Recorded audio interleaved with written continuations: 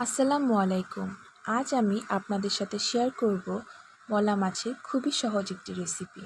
আমি এখানে কিছু মলা মাছ খুব ভালো মতো কেটে বেছে ধুয়ে নিয়েছি।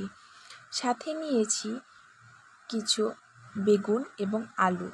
আমি এখানে সবজির পরিমাণটা একটু কম নিয়েছি এবং মাছের পরিমাণটা একটু বেশি নিয়েছি। এতে করে টেস্টটা খুব ভালো আসবে। আমি এগুলো একটু লম্বা লম্বা করে কেটে নিয়েছি। এখানে রয়েছে মশলা এবং কুচি করে রাখা পেঁয়াজ, টমেটো এবং মরিচ। যেহেতু বাহিরে বৃষ্টি হচ্ছে, আমি বাজারে যেতে পারিনি। আমার ফ্রিজে সংরক্ষণ করে রাখা টমেটো দিয়েই আজ রেসিপিটা করছি।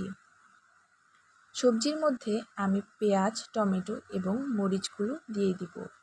মরিচটা আপনারা আপনাদের পছন্দ অনুযায়ী দিবেন, যে যেরকম ঝাল খেতে পছন্দ করেন। আমি মোটামুটি ঝাল খাই, এজন্য পরিমাণ মতো দিয়েছি। এখানে রয়েছে হলুদ, ধনিয়া গুঁড়ো, লবণ, মরিচ গুঁড়ো এবং জিরের গুঁড়ো।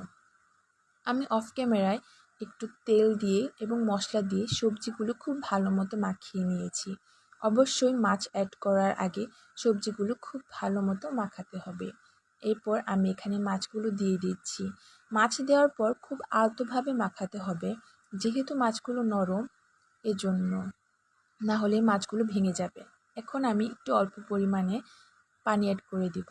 এরপর চুলায় বসিয়ে দিয়েছি। এর মাঝে আমি একবার ঢেকে দিয়েছিলাম। দেখুন তরকারির কালারটা কতটা সুন্দর হয়েছে।